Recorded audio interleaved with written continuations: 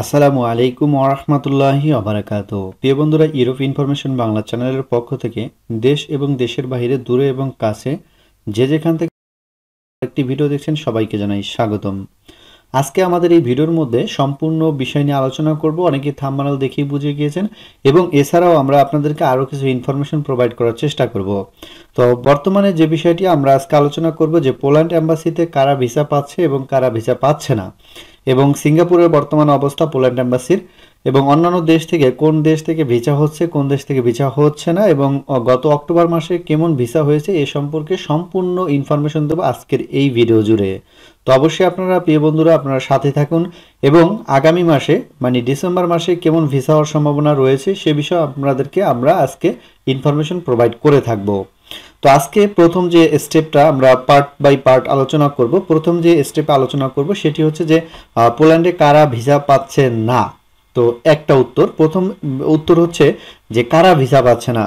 যে সকল পারমিটগুলো এজেন্সির কাছ থেকে নেওয়া হয় সে সকল কোম্পানির ভিসাগুলো খুবই কম হয়, কেননা একটা কোম্পানিতে যে পরিমাণে কোটা থাকে এজেন্সি তার বেশি পরিমাণে পারমিট যখন উত্তোলন করে তখন ওই কোম্পানির ভিসা হয় না, এবং ওই এজেন্সি যেই কোটা থাকে সেই কোটার বাহিরে যখন হচ্ছে আপনার গিয়ে পারমিট উত্তোলন করে ওই পারমিট নিয়ে এম্বাসি ফেস করলে ওই পারমিটে ভিসা বর্তমানে দিচ্ছে না পোল্যান্ড এম্বাসি। কারণ যেহেতু এখানে অনেক রেস্ট্রিকশন থাকে এবং এখানে অনেক ধরনের নিয়ম নীতি ফলো করে তারা ভিসার প্রসেসিংয়ের কাজগুলো করে এবং কনসুলার টিম এই বিষয়গুলো তারা ফলো করে। দ্বিতীয় নাম্বার হচ্ছে এজেন্সি খোঁজ নেয় না। যেমন হচ্ছে আপনি একটা পারমিট উঠালেন, যখন আপনি এম্বাসিতে দাঁড়াবেন তখন দেখা যায় যে এজেন্সির কাছ থেকে আপনি পারমিটটা নিয়েছেন সে আবার আলাপ কোডের যে সদস্য থাকে তাদের কাছে ফোন আসে বা ভিসা অ্যাপ্লিকেশন ফর্ম অথবা আপনাকে guarantee letter, accommodation, job offer letter যে সিগনেচার করেছে বা যার ফোন নাম্বার দেওয়া আছে তাকে ফোন করা হয়, ওই কোম্পানির কে ফোন করা হয়, পোল্যান্ডের বর্ডার গার্ড ফোন করে থাকে। অনেক সময় মিসিং থাকে, অনেক সময় তথ্য আপডেট থাকে না, যার কারণে ওই কোম্পানি আপনার সম্পর্কে তেমন কোনো আইডিয়া রাখে না। এখন এটাও গেল হচ্ছে একটা বিষয়। এখন ভিসা কারা পাচ্ছে? ভিসা পাচ্ছে যারা হচ্ছে সরাসরি কোম্পানি থেকে পারমিট উত্তোলন করেছে, কোম্পানি আপনার সম্পর্কে সরাসরি অবগত যে আপনি এই ব্যক্তি এবং আপনাকে সে পারমিট দিয়েছে, যখন ফোন করে সে ইন ডিটেল সব কিছু কিন্তু বলে দিতে পারে। আর এইখানে দেখা যায় এইরকম মানে এজেন্সির কাছ থেকে পারমিটগুলো নিলে অনেক সময় এজেন্সি খোঁজ খবর রাখে না, খোঁজ খবর রাখলেও কোম্পানির সাথে এজেন্সির একটা সম্পর্ক, আবার আপনার তো কোম্পানির কোনো ধরনের যোগাযোগ নেই, এই কারণে অনেক সময় ভিসা রিজেক্ট হয়ে থাকে। তারপর হচ্ছে ইন্টারভিউর বিষয়টা আসি। বর্তমানে পোল্যান্ড এম্বাসি নিউ দিল্লিতে আপনার ইন্টারভিউ সিস্টেম রয়েছে এবং সিঙ্গাপুরে কিন্তু পূর্বেও ইন্টারভিউ সিস্টেম রয়েছে, এখনও ইন্টারভিউ সিস্টেম রয়েছে, সেই বিষয়ে আমরা একটু পরে আলোচনা করব। সেটি হচ্ছে যে ইন্টারভিউ, ধরেন আপনার সকল ডকুমেন্ট ঠিক আছে এবং কোম্পানি আপনার সম্পর্কে ভালো ফিডব্যাক প্রোভাইড করেছে এদেশের বর্ডার গার্ডকে, কিন্তু তারপরেও ভিসা হয় না। কেন হয় না? ধরেন হচ্ছে আপনি ইন্টারভিউ দিতে গিয়েছেন, ইন্টারভিউতে গিয়ে আপনার যে ইনফরমেশনগুলো ছিল সেগুলো আপনি সঠিকভাবে তাকে বোঝাতে পারেননি, বা যে প্রশ্ন করছে সেই প্রশ্নের উত্তর আপনি দিতে পারেননি, এক কথা ইন্টারভিউতে আপনি ফেল করেছেন, তখন কিন্তু আপনার ভিসা হবে না। দ্বিতীয়ত হচ্ছে অনেক সময় পোল্যান্ড এম্বাসিতে যখন বর্ডার গার্ড ফোন করে দেশের কোম্পানিকে, সে অবশ্যই কিছু না কিছু ইনফরমেশন আপনার ব্যাপারে বলে থাকে।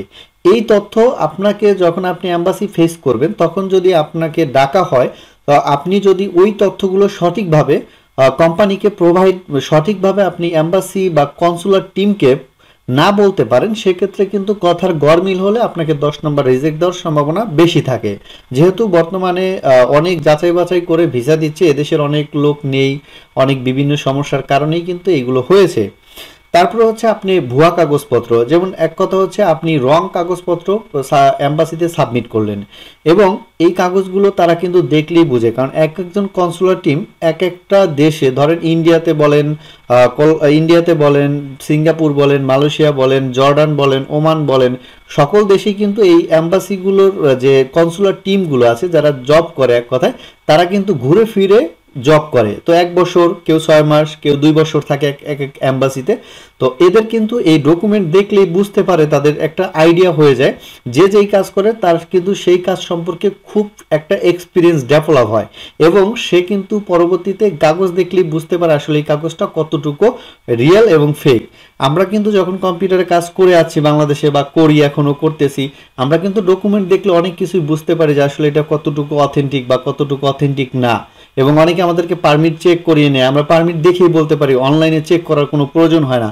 যেটা দেখা যায় না এটা নিখুঁত আছে, এম্বাসিতে চেক করার প্রয়োজন, তখন আমরা চেক করে দেখি না এটা অরিজিনাল না ফেক। তো এরকমই বিষয়টা যে তারা কিন্তু ডকুমেন্ট দেখলেই বুঝতে পারে আপনার এই ডকুমেন্টগুলো আসলে রিয়েল না ফেক, না আপনি বানিয়ে এনেছেন, এরকম কিন্তু তারা দেখলেই বুঝতে পারে। সেই যে কোম্পানি, ধরেন আপনি একটা কোম্পানির পারমিট উঠাইছে, এই কোম্পানির ভিসা হয়েছে, ধরেন কাবাব শপ বলেন বা ওয়েল্ডার কোম্পানি বলেন অথবা আপনি কনস্ট্রাকশন বলেন অথবা ওয়্যার হাউস বলেন, পোল্যান্ড এম্বাসিতে যখন আপনি দাঁড়াবেন, একজনের ভিসা হইলো, একজনের ভিসা হয়ে গেলে পরবর্তীতে ওই কোম্পানি থেকে, ধরেন একজনের ভিসা হইলো ওই কোম্পানি থেকে, তার পরের মাসে আরও 5টা পারমিট উঠাইলো, তো পরবর্তীতে 3 মাস বা 4 মাস পরে ডেট পেলো, তারা দেখলো যে আপনি ওই কোম্পানিতে কিছুদিন পূর্বে হচ্ছে আপনার একজন লোক নেওয়া হয়েছে, এখন হচ্ছে আবার আপনি কিন্তু দাঁড়িয়েছেন। তো এই ধরনের যখন আপনি 6টা 5টা পারমিট নিয়ে আবারও পরের বছর দাঁড়াবেন একই বছরের মধ্যে বা ব্যবধান 6 মাসের মধ্যে, তখন কিন্তু ওই কোম্পানির ভিসাগুলো এম্বাসি দিয়ে থাকে না।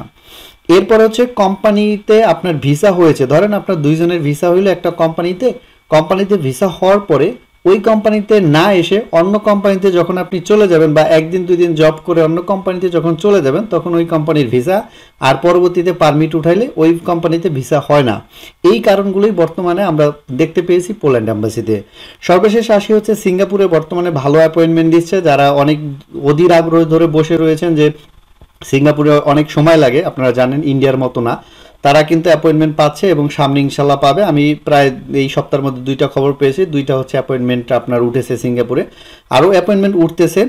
আর কাতার সম্পর্কে অনেকে বলছিল যে ভাই কাতারে কি পরিমাণে ভিসা হয়, কাতারে মোটামুটি বলা যায় যদি আপনি অ্যাপয়েন্টমেন্ট পেয়ে থাকেন অ্যাম্বাসি থেকে, তাহলে হচ্ছে ভিসার রেশিওটা খুবই ভালো, 90% বলতে পারেন, 95% বলতে পারেন, কাতার থেকে মোটামুটি ভালো ভিসা হয়। এবং যারা অ্যাপয়েন্টমেন্ট পায় তারা কিন্তু 100%-এর মতোই প্রায় আপনার হচ্ছে ভিসা পেয়ে থাকে কাতারে, কাতারে খুবই কম রিজেক্ট হয়।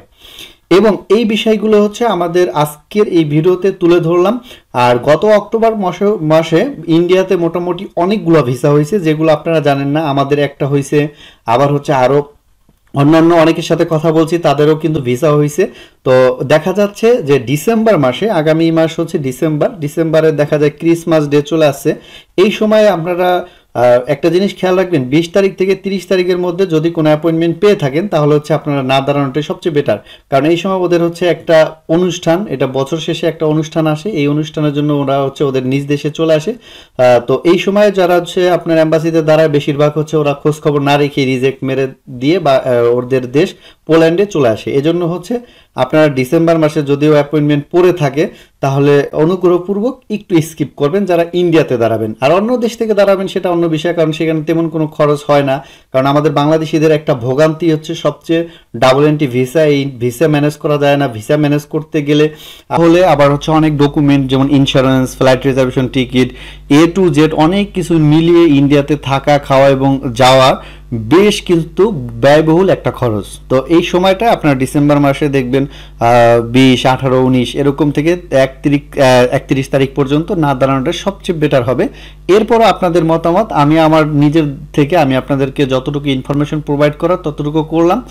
এই সময়টা সবচেয়ে ভিসার রেশিওটা খারাপ থাকে এবং জানুয়ারির দিকে আবারও কিন্তু ভিসার একটা ভালো একটা চাহিদা থাকে, ভিসা হওয়ার সম্ভাবনা অনেকটা বেশি থাকে। তো বিশেষ করে হচ্ছে আমাদের এই 24 সালে ভিসা খুবই কম হয়েছে পোল্যান্ডে, এবং এই অক্টোবর মাসে যতটুকু নিউজ পেয়েছি খুব সুন্দর নিউজ পেয়েছি, অনেকগুলো পোল্যান্ড এম্বাসির ভিসা হয়েছে। তো আলহামদুলিল্লাহ, আমরা আশা করি আপনারা যারা অধীর আগ্রহ নিয়ে বসে আছেন পোল্যান্ডে আসার জন্য, ইনশাল্লাহ আপনাদের স্বপ্ন একসময় পূর্ণ হবে। এবং ধৈর্য সহকারে হচ্ছে আপনারা এগিয়ে যান, ধৈর্য ধরুন, ইনশাল্লাহ ভালো কিছু হবে। তো আজকের ভিডিওটি আমরা এখানেই শেষ করছি, পরবর্তী ভিডিও নিয়ে আসবো পোল্যান্ডের নতুন কোনো খবর নিয়ে, নতুন কোনো বিষয় নিয়ে। আল্লাহ হাফেজ, আসসালামু আলাইকুম ওয়া রাহমাতুল্লাহি ওয়া বারাকাতুহু।